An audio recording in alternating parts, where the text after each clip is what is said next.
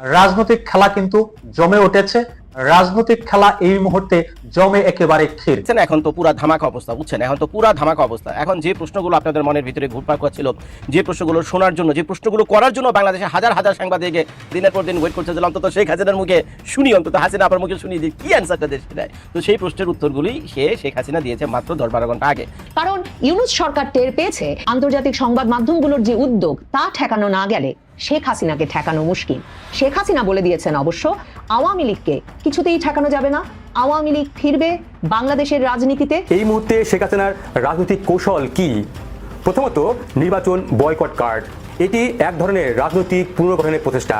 অনেকদিন পর এসে বিএনপি হতাশ, বিএনপি ভাবছে এই অন্তর্বর্তী সরকার এবং ঐক্যমত কমিশন বিএনপি সহ বেশ কিছু রাজনৈতিক দলের সাথে তামাশা করেছে, প্রতারণা করেছে।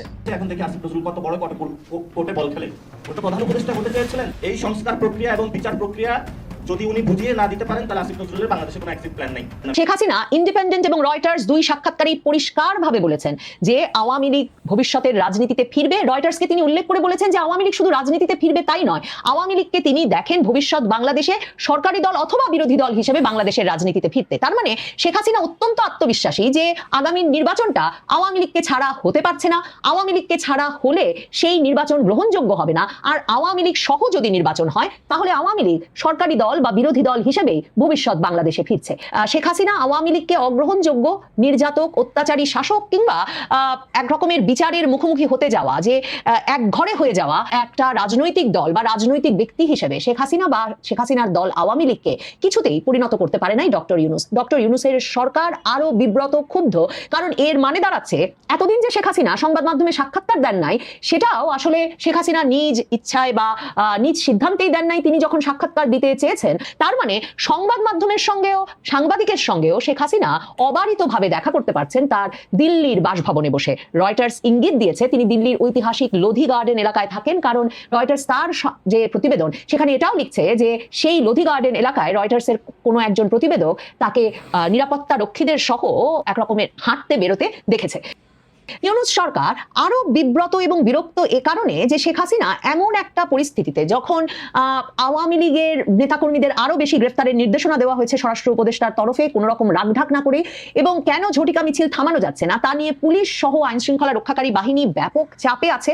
স্বরাষ্ট্র উপদেষ্টা ডক্টর ইউনূস থেকে শুরু করে সরকারের কর্তা ব্যক্তিরা সেগুলো নিয়ে কোনো রাগঢাক করছেন না, এবং আওয়ামী লীগের রাজনীতিকে কি করে একেবারে নিষিদ্ধ করেও যে রাজনীতি থামানো যাচ্ছে না, যেই দলের মিছিল থামানো যাচ্ছে না, সেই দলটিকে কি করে একেবারে নিশ্চিহ্ন করে দেওয়া যাবে বাংলাদেশে, তা নিয়ে যখন সরকার ব্যতিব্যস্ত, তখন শেখ হাসিনা রীতিমতো সাক্ষাৎকার দিয়ে আন্তর্জাতিক সংবাদ মাধ্যমে বলছেন যে তার দলের অংশগ্রহণ ছাড়া কোনো নির্বাচন গ্রহণযোগ্য হবে না, কারণ তার দল অংশ না নিলে যে সরকার সেই নির্বাচনের ফলে গঠিত হবে সেই সরকার কোনো বৈধতা পাবে না।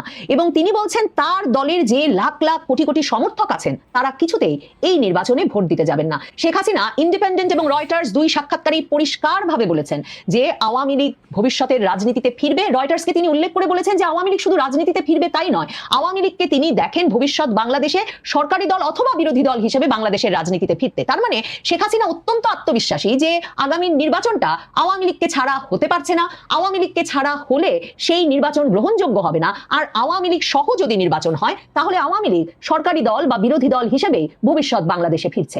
এমন আত্মবিশ্বাস স্বভাবতই ইউনূস সরকারকে এই সময়ে বিশেষভাবে ক্ষুব্ধ করেছে, চমকে দিয়েছে, আরো উদ্বিগ্ন করেছে, কারণ ইউনূস সরকারের নিজের ভেতরেই নির্বাচনটা তারা শেষ পর্যন্ত করতে পারবেন কিনা এ নিয়ে একটা ভয় ছড়ানোর বিষয় কাজ করছে। মানে আমি যেমন অনেক ক্ষেত্রে বিশ্বাসই করি না যে ইউনূস সরকার নির্বাচন আয়োজনে সত্যি সত্যি আগ্রহী বা নির্বাচন আয়োজনের বিষয়টিকে তাদের মূল লক্ষ্য হিসেবে আদৌ ভাবছে, মানে ফেব্রুয়ারিতে আদৌ নির্বাচন দেবে এই ইউনূস সরকার, কিন্তু ইউনূস সরকার দেখেন উল্টো দিকে ভয় দেখাচ্ছেন। ডক্টর ইউনূস উপদেষ্টা পরিষদের একটা যে বিশেষ সভা করেছেন বুধবারেও, সেখানেও তিনি বলেছেন যে নানা শক্তি নাকি এই নির্বাচন ঠেকাতে কাজ করতে পারে এবং নির্বাচন বানচালের যে কোনো ষড়যন্ত্র মোকাবেলা করতে হবে, এবং তিনি বলেছেন ছোট কোনো শক্তি নয় বড় বড় শক্তি নাকি নির্বাচন ঠেকাতে কাজ করতে পারে। মানে আমার মনে প্রশ্ন জেগেছে, ছোট শক্তি কি ভারত, বড় শক্তি কি তাহলে আমেরিকা? মানে শুধু ভারতই তার মানে ইউনূস সরকারের নির্বাচন বানচাল করতে চাইছে না, আরো বড় বড় শক্তি পার্শ্ববর্তী আমেরিকাও এখন নির্বাচন বানচাল করতে চাইছে। প্রেস সচিব শফিকুল আলম এই খবর জানাতে সংবাদ মাধ্যমের সামনে এসে বলেছেন যে শেখ হাসিনার সাক্ষাৎকার প্রচারের সময় যাতে তার বিরুদ্ধে যেসব অভিযোগ এসেছে সেসব অভিযোগের কনটেক্সট, মানে খুনের কনটেক্সট যাতে ভুলে না যান। কিন্তু প্রেস সচিব শফিকুল আলম নিশ্চয়ই এটাও ভুলে গেছেন যে শেখ হাসিনার সাক্ষাৎকারগুলো কোনো স্থানীয় সংবাদ মাধ্যমে বা কোনো বাংলাদেশি বংশোদ্ভূত বা বাংলাদেশের কোনো সাংবাদিকের মাধ্যমে প্রচারিত হচ্ছে না, বাংলাদেশের কোনো সংবাদ মাধ্যম এমন সাহস করছে না। আন্তর্জাতিক শীর্ষস্থানীয় সংবাদ মাধ্যমগুলো কৌতূহলী, আগ্রহী এবং তারা প্রস্তুত শেখ হাসিনার সাক্ষাৎকার গ্রহণে। এবং শেখ হাসিনা এই সাক্ষাৎকার দেওয়ার পরে এটা একেবারে নিশ্চিত যে শেখ হাসিনা এটা সিদ্ধান্ত নিয়েছেন যে তিনি চুপ থাকবেন না এবং তিনি তার যে অবস্থান সেটা বারবার আন্তর্জাতিক সংবাদ মাধ্যমে আন্তর্জাতিক পরিসরে পরিষ্কার করবেন। তিনি পরিষ্কার করে বলেছেন একদিকে যেমন যত প্রাণহানির ঘটনা ঘটেছে প্রত্যেকটি প্রাণহানির জন্য তিনি শোকাহত, মর্মাহত, তেমনি কোনোভাবেই তিনি এই প্রাণহানির জন্য তার ব্যক্তিগত দায় স্বীকার করতে প্রস্তুত নন, কারণ তিনি কখনোই আইন শৃঙ্খলা রক্ষাকারী বাহিনীকে বিক্ষোভকারীদের দিকে গুলি ছোড়ার নির্দেশ দেন নাই বা কোনো রকম বল প্রয়োগের নির্দেশ তার দিক থেকে আসে নাই। শেখ হাসিনা পরিষ্কারভাবে তার যে বিচারের প্রক্রিয়া চলছে আন্তর্জাতিক অপরাধ ট্রাইব্যুনালে সেটাকে ক্যাঙ্গারু কোর্ট হিসেবে অভিহিত করেছেন, সেটাকে একটা রাজনৈতিক উদ্দেশ্য প্রণোদিত নাট্যমঞ্চ হিসেবে অভিহিত করেছেন এবং তিনি বলেছেন তাকে সেখানে ফাঁসি দেওয়া হলো কি হলো না তা নিয়ে তিনি বিস্মিত বা ভীত কোনোটিই নন। শেখ হাসিনা বরং আন্তর্জাতিক পরিসরে বিশ্বকে প্রশ্ন করেছেন, বিশ্ব সম্প্রদায়কে প্রশ্ন করেছেন যে একটা ভয়াবহ সহিংস বিক্ষোভ চলাকালে তার উপর যে সাংবিধানিক দায়িত্ব ছিল দেশের শান্তি শৃঙ্খলা রক্ষা করার, দেশের মানুষের জানমালের নিরাপত্তা দেওয়ার,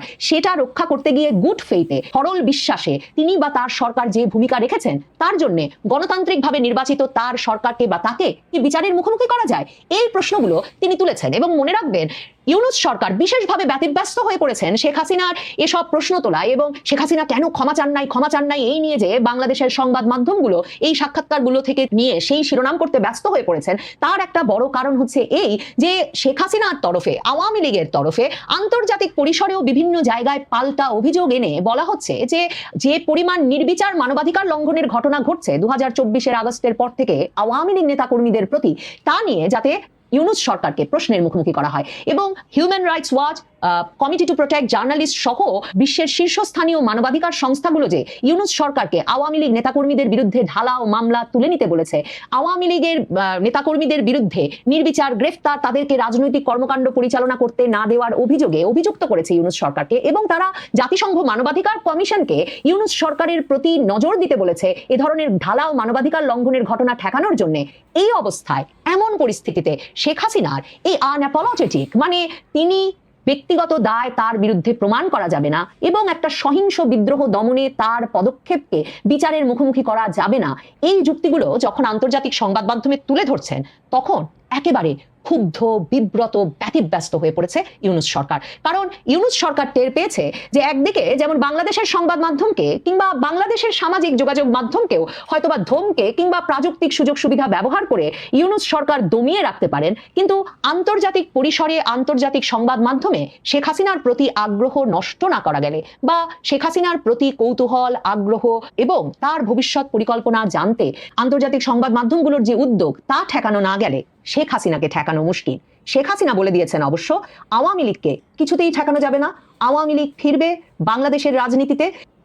এবং বাংলাদেশের সংবাদ মাধ্যম বলছে বটে যে আপা আর ফিরবেন না, আমার দেশ এমন শিরোনাম করেছে রয়টার্স থেকে। শেখ হাসিনা প্রত্যেকটি সাক্ষাৎকারে সুনির্দিষ্টভাবে বলেছেন শেখ হাসিনা ফিরবেন বাংলাদেশে তার দল সহ একটা অংশগ্রহণমূলক নির্বাচন অনুষ্ঠানের পর যে নির্বাচিত সরকার আসবে সেই সরকার যখন সাংবিধানিক শাসন আবারও প্রতিষ্ঠা করবে এবং বাংলাদেশে আইনের শাসন আবার পুনঃপ্রতিষ্ঠিত হবে তখন শেখ হাসিনা ফিরবেন। শেখ হাসিনা আত্মবিশ্বাসী তার দলকে সহই নির্বাচন হবে এবং সেই নির্বাচনের পর আওয়ামী লীগ সরকার অথবা বিরোধী দলে সংসদে বসবে।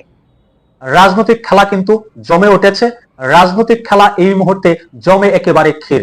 তবে পরিস্থিতি কিন্তু মোটেও ভালো মনে হচ্ছে না, পরিস্থিতি কিন্তু ব্যাপক ঘোলাটে হচ্ছে এবং সেই পরিস্থিতি সহিংসতায় রূপ নিতে পারে। এই মুহূর্তে আমাদের বাংলাদেশের প্রেক্ষাপটে সবচেয়ে বড় রাজনৈতিক দল বিএনপির নেতারা হতাশা প্রকাশ করছে। বিএনপি এই মুহূর্তে অন্তর্বর্তী সরকারের কার্যক্রম এবং ঐক্যমত কমিশনের কার্যক্রম নিয়ে হতাশা প্রকাশ করছে। আমরা কিন্তু পূর্বে থেকেই বলার চেষ্টা করেছি আলী রিয়াজের নেতৃত্বে যে ঐক্যমত কমিশন গঠন করা হয়েছে, এই ঐক্যমত কমিশন রাজনৈতিক অঙ্গনের জন্য একটি বড় অঘটনের কারণ হতে পারে। অনেক দিন পর, অনেক আলোচনা সমালোচনার পর এখন এই মুহূর্তে শেষের দিকে এসে এই ঐক্যমত কমিশন নিয়ে বড় প্রশ্ন তুলেছে। ঐক্যমত কমিশনের কার্যক্রম নিয়ে এবং অন্তর্বর্তী সরকারকে নিয়ে ব্যাপক হতাশা প্রকাশ করছে বিএনপি। এখন বিএনপি বুঝতে পেরেছে ঐক্যমত কমিশন আদতে কোনো ঐক্য তৈরি করে নাই, আরো বেশি বিভাজন তৈরি করেছে। তারা পূর্বে থেকে যেগুলো নির্ধারণ করে রেখেছিল, যেভাবে সংস্কার করার জন্য তারা মনস্থির করেছিল, সেভাবেই তারা সংস্কার করবে, জুলাই ঘোষণাপত্র বাস্তবায়ন করবে। আর রাজনৈতিক দলগুলোর সাথে যে আলোচনা হয়েছে, ঐক্যমত কমিশন যে বারংবার ডেকে তাদের সাথে আলোচনা করেছে, এটি সাজানো নাটক। আসলে তারা যেটি পূর্ব থেকে নির্ধারণ করেছে, মেটিকুলাস ডিজাইন যেভাবে সাজানো হয়েছে, ঠিক সেভাবেই এখন সেটি বাস্তবায়িত হচ্ছে। অনেকদিন পর এসে বিএনপি হতাশ, বিএনপি ভাবছে এই অন্তর্বর্তী সরকার এবং ঐক্যমত কমিশন বিএনপি সহ বেশ কিছু রাজনৈতিক দলের সাথে তামাশা করেছে, প্রতারণা করেছে। তবে বিএনপি যখন বুঝতে পেরেছে, যখন প্রকাশ করেছে, তখন কিন্তু সময় অনেক অতিবাহিত হয়েছে। এখন কিন্তু লাস্ট স্টেজে আছে, এখন বুঝেও তেমন কিছু করার নাই বলে অনেকে মনে করছে। আজকে বিএনপির পক্ষ থেকে বিএনপি স্থায়ী কমিটির সদস্য, তুখোড় রাজনীতিবিদ, যিনি ঐক্যমত কমিশনের সাথে বারংবার আলোচনা করেছেন, ঐক্যমত কমিশনের বৈঠকে অংশগ্রহণ করেছেন, বিএনপির স্থায়ী কমিটির সদস্য সালাউদ্দিন আহমেদ। সেই সালাউদ্দিন আহমেদ আজ হতাশ, তিনি হতাশা প্রকাশ করছেন। সালাউদ্দিন আহমেদ কি বলেন? সালাউদ্দিন আহমেদ বলছেন, জাতীয় ঐক্যমত কমিশন ও অন্তর্বর্তী সরকারের সাম্প্রতিক কর্মকাণ্ডে বিএনপি হতাশ, এমন মন্তব্য করেছেন দলটির স্থায়ী কমিটির সদস্য সালাউদ্দিন আহমেদ।